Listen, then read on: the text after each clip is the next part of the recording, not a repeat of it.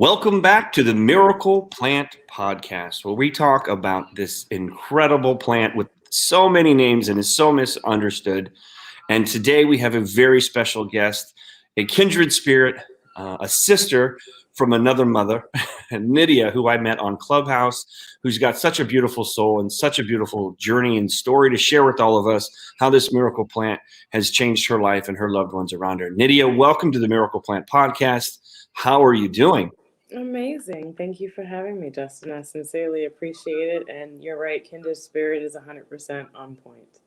So tell us your journey. That's what this is all about. We want to hear about how cannabis came into your life and how it changed your life and what you're doing with this gift of a miracle plant these days. Wow, that's a lot. But yes, I'm ready for it. You prepared me for it well. So I started my journey with one day when I was 14 years old, and I was a freshman in high school. And I sincerely fell in love with the plant from that day forth. I sincerely feel like it helped me get through a lot of depression and anxiety that I suffered from just from being a teenager, because being a teenager is rough. It is a high gray area in life. And throughout the years, it's been there for me as a licensed physical therapist. It's been something I've always struggled with when working a W-2 job under a hospital or other corporation, because how do you introduce a plant that's so wonderful? And I always found myself with patients wanting to know more than, are you ready to get up and walk? I wanted to know what the reason was behind them wanting to walk again, whether they had a spinal cord injury, multi-crush injury, or brain injury. What was their reason for wanting to do this? And so I fast forward 30 something years, I ended up diagnosed with Graves' disease and with a thyroid storm in the hospital. And an endocrinologist came in and simply said, medicate it, irradiate it, excise it. You speak. Hospital speak, right? You understand what I'm saying. Mm-hmm. And quickly left. And I sought a nutritionist, and the nutritionist said, you're a Latina woman. You've got diabetes in your family. We're going to talk about diabetes. And I said, well, I'm here for thyroid help. And it continued on like that. I went to go see another endocrinologist, got the same spiel, was told I had to be on beta blockers and all these things. A week prior to me being hospitalized, my thyroid had been checked and it was fine. So the theory that my DO and I have, however, we've never publicly said this, is that the cannabis was kind of controlling my thyroid all these years. And that stress had culminated and allowed for this particular storm. So I searched a lot after that. I searched for different diets that would work. I knew methimazole was going to work, but it was also going to swing me to the other side of the pendulum, which is going to the Hashimoto side, where the thyroid is not functioning as well, and that's what it did. And I got frustrated with it, so I took myself off the medications. I had found myself a great CBD company out here in Michigan, which is where I'm at, and I've been able to control it since. I had about a 2-week period where I didn't have any, and I had bought an isolate, and I realized how terrible that was. About a year ago, I stepped out of the matrix. I left my job, and that's when COVID hit. So I was blessed with unemployment, and I take that as a blessing because it allowed me the opportunity to study cannabis very in depth. And I read, I don't know, at least 8 or 9 books of different physicians, different opinions. And I always stick hard to, they keep it simple, stupid. So I take 3 opinions, and the 2 that say the ones that are most consistent are what I go through or go with. But in looking at cannabis as a plant, it's interesting because you can't look at it with one lens. It forces you to look at it with many lenses, and it forces you to see an absolutely untapped beauty in it that is beyond the human skin. I will phrase it that way. So it's forced me to be really passionate about the education behind it and one of these days, very soon, I can't say exactly when, I'll be able to have a proof of concept to address one of those dreams that I have. And I'll approach very exclusive people with that. So I'm really excited about that. In terms of projects that I'm working on currently, I'm excited to announce that 420 Detroit 2021 is a thing. That group of us women here in Detroit, Courtney Caterhagen, Ebony Smith, Sahir Al-Salam, myself, have gotten together, and we will be creating a panel discussion and hosting 3 out of the 10 the families from the Georgia Freedom Initiative, so that they can come and teach us how to create generational wealth and purchase land. And we want to, in turn, teach them about our legacy growers and support the minority businesses within cannabis here, as well as create a potential. I'll leave that one for the group to announce what we're planning on doing here in Detroit with the funds that we raise from that. So yeah, I'm really excited what the future holds, and all of this has come into place within the last 3 to 4 weeks, and it's just beautiful the way the universe works, and just the pure Seshat goddess energy. And Seshat, for those of you that don't know, is one of the goddesses that's depicted in ancient Egyptian hieroglyphy. I just learned about her not too long ago, but I've always known about her, but I just learned about her. But she's the one that is depicted in ancient Egypt with a leaf above her head, and she's writing down and scrolling because she's the goddess of measurement and knowledge. And in those days, that was measured with cannabis. And cannabis was used to ascend. So, anyways, thank you for having me, and thank you for letting me tell that story. Oh, I love it. I think that's beautiful, and I had not heard that one. So, again, that's the collaboration and the wonderful technology that we have at our fingertips now to go live and talk about these incredible insights. And did everything that came together in the last 3 to 4 weeks, did it have to do with Clubhouse at all? Did that contribute? Sure did. Yeah, absolutely.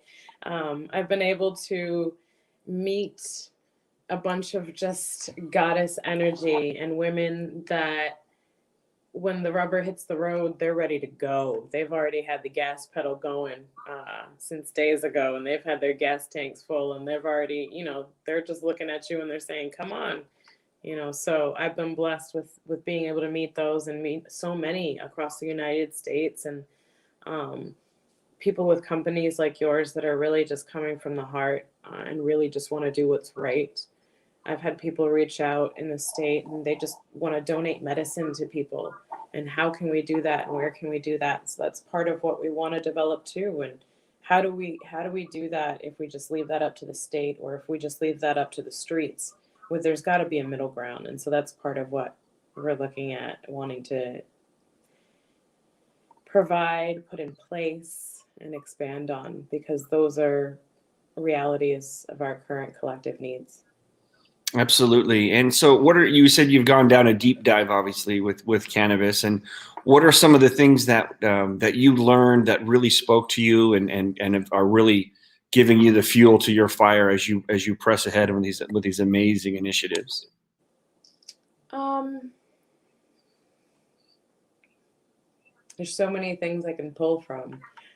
I think the history of the plant, going backwards from the present, instead of choosing a date in which we're going to randomly move forward, is so profound to me and means so much more to me than I can actually imagine. So I think the one thing that stood out for me, I was reading a Stephen Gray book, Cannabis and Spirituality, and he mentioned he was talking to a shaman and how the word of marijuana had been corrupted from being marijuana with a J to and this is again moving backwards. So currently it's marijuana with a J, and then it was marijuana with an H, and then it was Mama Juana, which was already a corrupted name from the indigenous people in Mexico. And then if you keep on following the plant back, it's amazing the trauma that this seed has carried with it through the ages and how it still heals. And it's amazing how much trauma we have now and how it's capable of healing. Absolutely. And I know that, the Emperor Wears No Clothes was the book that really kind of, just put everything in one place. Jack Herrera and all of those folks out there that went canvassing all over the country here in the United States, talking about these wrongs and talking about the Marijuana Tax Act of 1937 with an H, and the reefer madness and everything that they did to suppress the plant, to keep pharmaceutical companies and textile companies in power. Even in 1936, the American Medical Association wrote 2.3 million prescriptions for cannabis oil for things like migraines. And they went to Congress in 1937 and said, "What are you guys doing? We use this as part of our treatment regimen, and you didn't even consult with us." I mean, it's one of the most heinous things that have ever happened in American culture. And American culture also, extends all over the world. So, it's amazing what this plant has been through. I mean, there's documentation that we've been associated and been, carrying this plant with us for over 30,000 years. And, it goes way back, and there's all types of different spirituality and healing principles dating back 8,000 years that we know from the Orient medical books. And to me, I always kind of find it a little tongue in cheek when people talk about, cannabis and hemp or CBD being alternative medicine. And it's like, well, wait a second, who was here first? Us or the pharmaceutical companies that showed up about 100 years ago? So the exciting thing is that we're in a revolution. The Farm Bill passed in 2018. There's almost 40 states here in the United States that have some form of legal cannabis in their state, and the tide has shifted. I believe the last polls I saw was, as an American population, we're looking at around 66, 67% of the country believes that at least medical marijuana, and I don't like to use that term, but that's what they call it here in our country, is they approve it. And so, with the new administration and the new folks in charge down there at DC, there's a very good chance, in my opinion, that we will decriminalize. And whether it's the MORE Act or whatever it is, it's going to probably, in my opinion, I think it's the right way to go.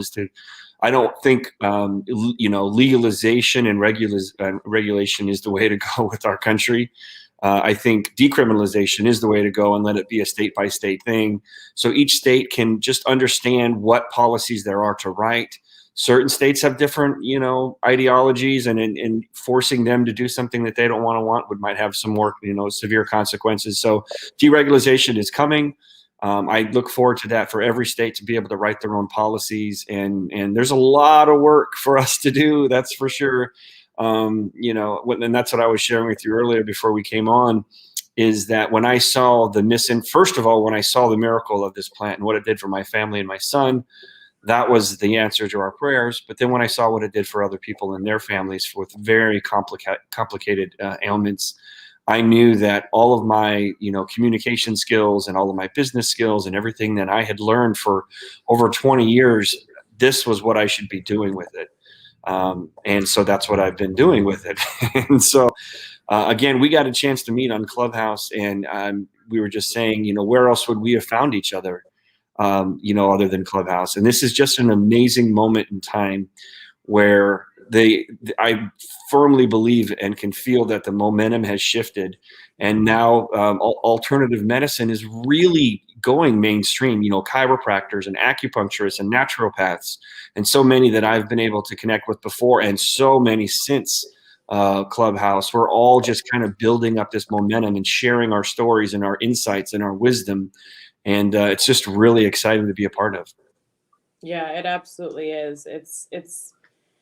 I'm watching this shift because I've been reading Chris Duvall's The African Roots of Marijuana, where he talks about the history of marijuana prior to 1925, prior to Harry Ensingler, prior to the prohibition of the plant and the change of its name historically from cannabis to this marijuana madness stuff. But it's this plant has always shifted from being either industrial use to psychoactive use, and that's been historically what has happened with it. In the beginning, when it first came, according to what you see in proof per archaeologists that have actually looked at the big picture, you can see that it was used in all forms, right, to sanctify the temples and things like that. And he talks about how if anybody smokes cannabis to this day, that practice is brought from the African tradition, and that African tradition was brought from the laborers that were used to transport goods by the Europeans or those that were in the trades at that time, because it was the laborers that would consume the cannabis. And so part of what I believe moving, so what I'm saying in terms of that is that it's always had this pendulum swinging back and forth, but there's proof that when it started, it was being used for everything. And I think we're returning to a point where it's going to be used for everything again, that pendulum is no longer making those extreme swings. And that's where I'm excited to see the industry go. But I think as we're writing these regulations and these legislations, as we move forward with this plant, we obviously can't get rid of what we already have in terms of our structure of laws. But what we can change is our verbiage. Instead of consumption, or dosing, it's, consuming or honoring the mother plant. And I know this might be extreme verbiage for some, but we need to make it a little bit more obvious for people to be able to read and understand, instead of hiding behind the words and the spells that we put in words. No, I agree. And again, this is so new for so many people. And, this plant has been demonized and stigmatized and pushed down and drugged through the mud in the last 80 years, just speaking to our country. But we're definitely a cultural leader around the world in some aspects, for good or for better or worse. But there's so much education that needs to be done. There's so much confusion about this plant. And again, the biggest thing for us was when I remember when we were looking for an answer for our son, I was very, very hesitant. He was 3 years old, and I've definitely had plenty of experience with high THC and low THC cannabis strains, and some of the higher THC strains. I've gotten a little paranoid or a little anxious or whatever, and I didn't necessarily enjoy those experiences or what have you. And so I didn't. The last thing on earth was that I wanted to get my son to feel that way, especially at 3. So, I was really hesitant about, and very focused on saying, look, I'm going to keep the THC content low. And then when I found that there was the raw juicing and the cannabis and the eating and the nutritional supplement side of the plant, Dr. William Courtney was the first that I've seen actually do the research on it. That's the paradigm shift for me. That was like, whoa, does that make a lot of sense? And so again, on Clubhouse, I've been able to collaborate with many doctors and many naturopaths and master herbalists, and many of them already were akin to this, and they kind of figured that out. And I know you're one who's not afraid to enjoy eating the plant as well, right? No, I love it. People ask me, what does it taste like? And I say, well, it's, very similar to arugula. And we discovered it when my son and I started growing some CBD seeds, because somebody told me, well, we call it weed. It is a weed. Technically, it can grow anywhere. So why don't you just try growing it? And so I planted 3 seeds, and I told my son, these 3 are for you. And then I planted 3 for me. And as we grew them, we started trimming them, and I didn't even know I was supposed to trim them. It's just something that I do because I mess with basil all the time, and basil is one of the simplest plants. And next thing you know, we started eating them, and some of them hermaphrodited, and I thought, well, why don't I just eat the seeds too? And I found out they are jam-packed of omega-3 fatty acids and vitamins and minerals and antioxidants that we need, and these are even more beneficial and more concentrated in these leaves than the flowers at times, or in those seeds. So it was very interesting, and it just felt good. But yeah, I try to mix it in with the dandelion greens because dandelion greens are supposed to be really good for you. And so my son and I have a blast. We trim the plant together, we make our salads together, and then we eat. And there's no intoxication. And they say that there might be some psychotropic effects, but there are also with chamomile tea. And so I encourage people a lot of the times. I've had a couple of women on Clubhouse because I like to run rooms where I just educate and provide education. I teach, especially high chronic THC consumers, how to start incorporating the CBD and how to find their sweet spot and titrate it. And there's been a lot of parents that have come in because they want to help their teenagers because they know their teenagers are being recommended all these pharmaceuticals.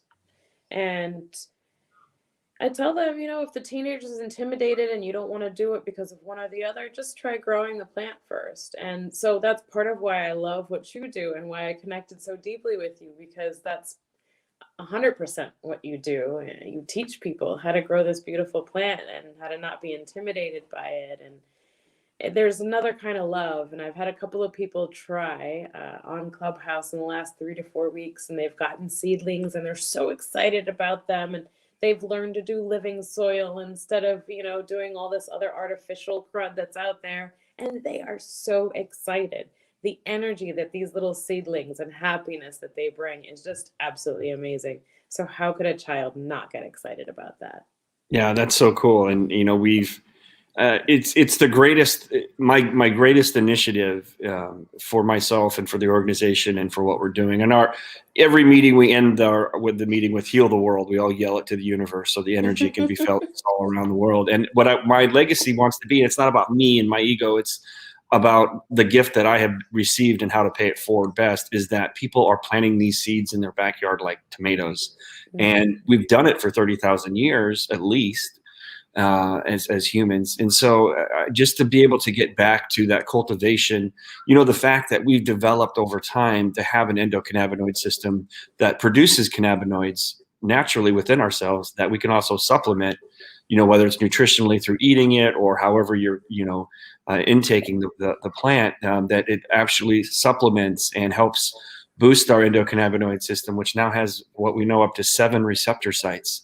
And it's truly, like I was saying, you're a sister from another mister, and this plant is a sister from another mister as well. Exactly. Because what it does for our bodies is we're just now starting to understand. And I kind of kid with people sometimes when they come in and they'll get some products, and I'll just say, basically, give it a shot. The only thing we know that CBD or the cannabinoids can't do is the dishes, and who knows, maybe they can, because if you got Dr. Bronner's, it's hemp oil and CBD's in there too. So right. It's just incredible. And I see in your background there you've got microdosing. I know that's a really popular topic.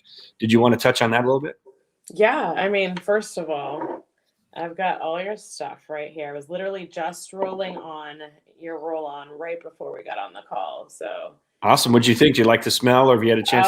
I love the tingling it gives. Yeah. I always put it at the base of my skull just because if you can relax there, there's a physical therapist in me, those very minute muscles can actually translate down your spine. And so automatically you get this relaxation. So I put your oil there.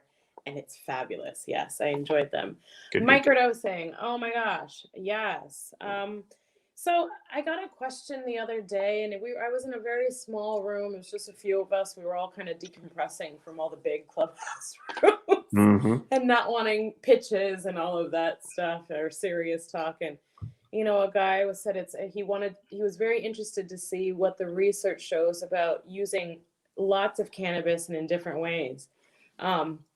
And he went on his own tangent about his belief and perspective about that. I am currently drinking coffee with cannabis homemade oil in it.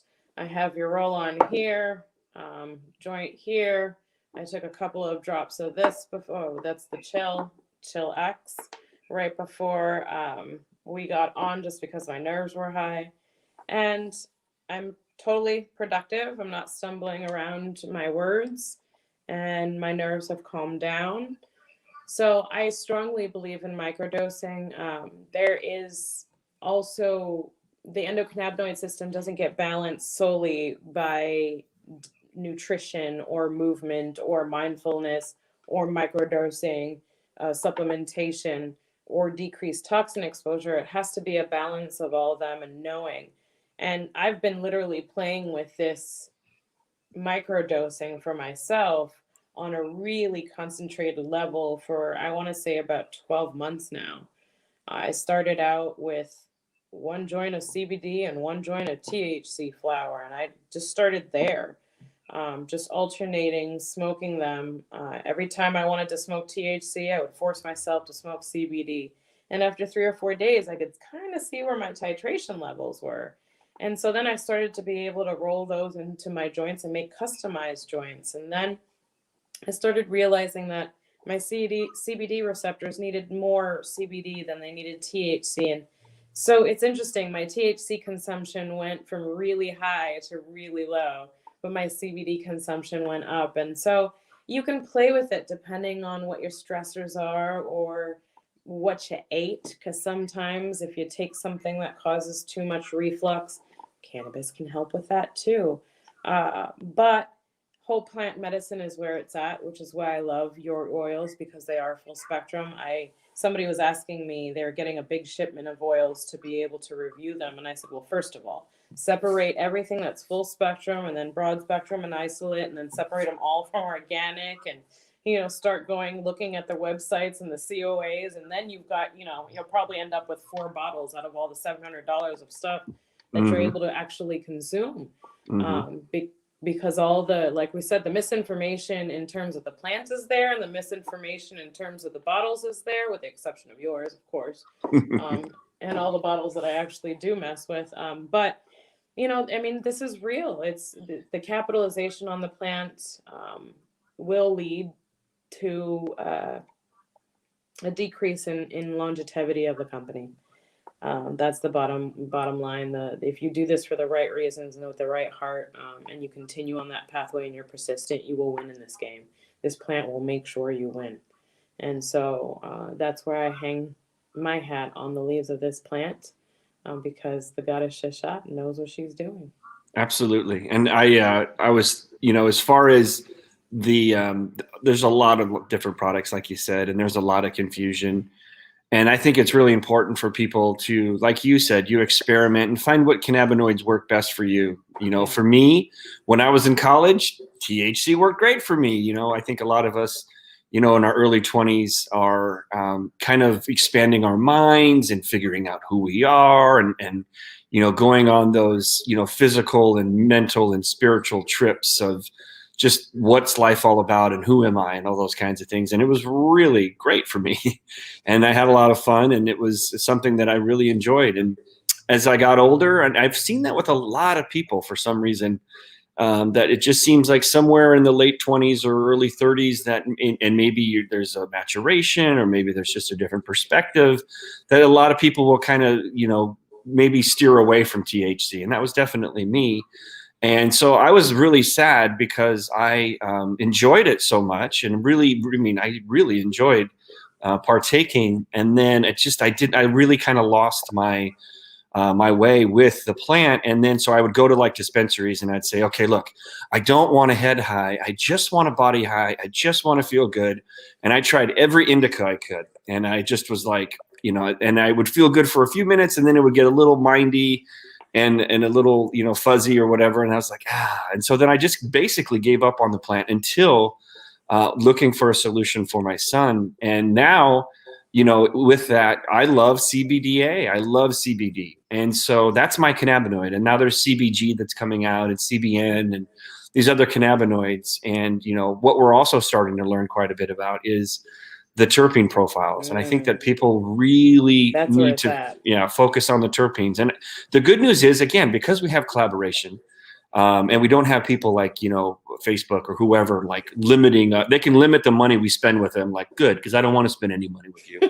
But they can't, but because we have a place like Facebook where like Clubhouse, that we can just have these conversations, we can start to educate each other and say, look, going for 35% THC may make sense on one level, but if you're looking for a certain effect, then it's actually more important what the terpenes that are in that plant, because they're the delivery system of the cannabinoids, and what other minor cannabinoids are in that plant. And so it's just been amazing for everyone to find their journey. And I've got a lot of farmer friends out here, and we don't as a brand sell smokable hemp. That's just not really with our identity of who we are.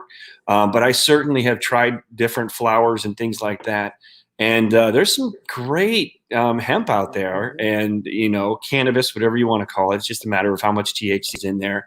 Right. And it's just been an amazing journey. Have you experimented with some different cannabinoids, and have any insights you'd like to share other than CBD or THC?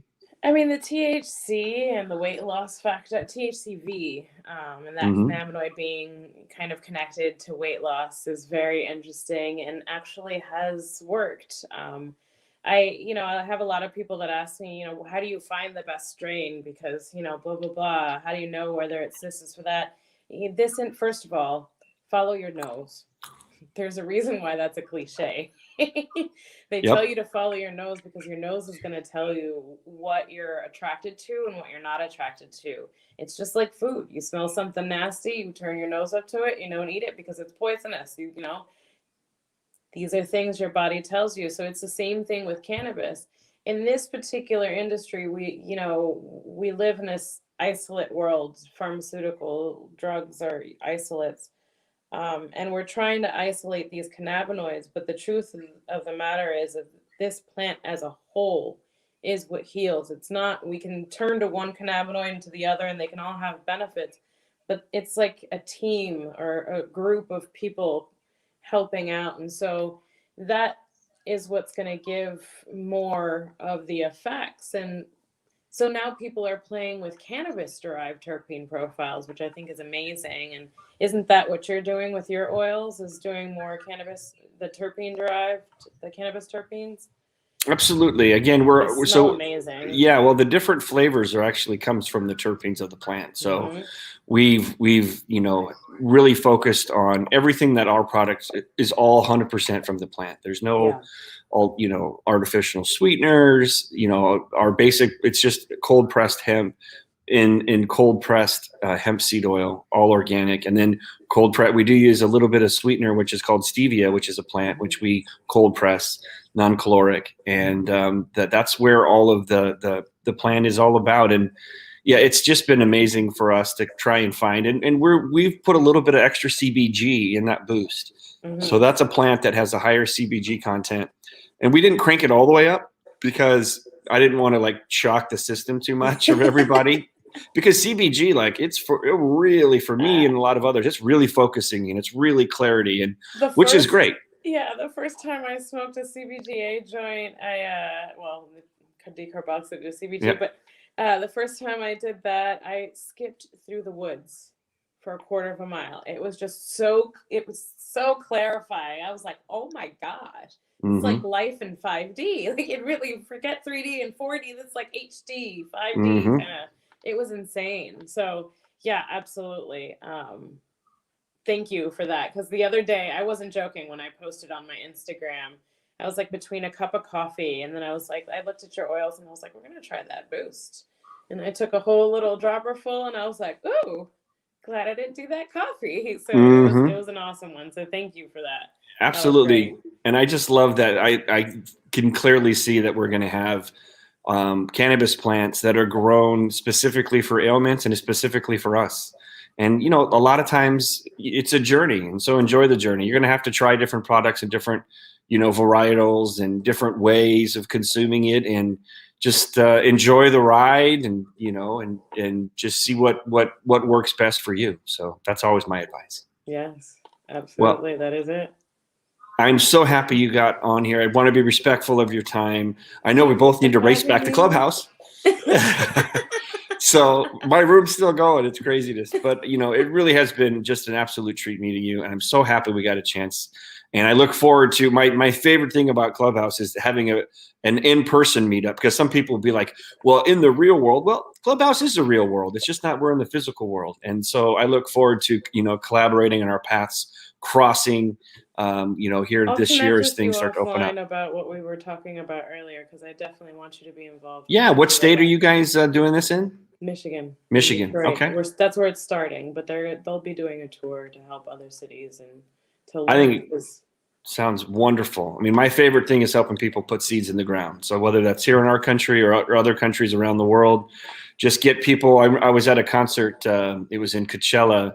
It was called Desert Trip, and it had a bunch of these old rockers there. Pink Floyd was there, and Neil Young was there. And this was like 3 years ago. And he was at the end of his show. It was a harvest moon. A full moon came up behind his set as he was singing Harvest Moon. It was pretty cool. Oh my god! And so he was throwing hemp seeds out in the crowd. And this was before 2018. And he's like, take these hemp seeds and you take them home and you cross those state lines, because right now it's a federal offense, but this plan is meant for us and for all of us. And for those of you that are in different countries, you take it home and you plant these seeds.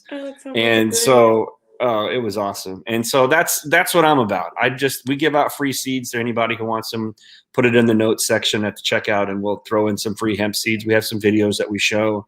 And I just want all of us growing this plant, because as Jack Herrera said from the book, The Emperor Wears No Clothes, hemp may not save the world, but it's the only thing that can. And I believe that this plant will heal the earth. We have to raise our consciousness. Clubhouse is helping us raise our consciousness and have these conversations. And Doug Fine, who wrote a great book called American Hemp Farmer, which I recommend everyone reads, says that we're in the bottom of the ninth inning when it comes to the world and changing the climate catastrophe that we're in. So what we still have hope, and let's all be a part of it, because the way I look at it is either we're going to be a part of the solution here, or we're going to screw this up, and hemp's still going to come back and clean this earth up, because it cleans up the soil. It cleans up the heavy metals and toxins and pesticides and all the crap that we're responsible for. So let's participate. Let's collaborate with the plant. And if there's anything I can do to support you, you know where to find me. So awesome. Well, happy Saturday to Colleen. Happy Saturday to you. We'll see you soon in another room in Clubhouse. Thank you, dear friend. Yes, thank you for coming on the Miracle Plant Podcast. And to everybody else, thanks for tuning in. And we will see you next week. You bet. Take care, everybody.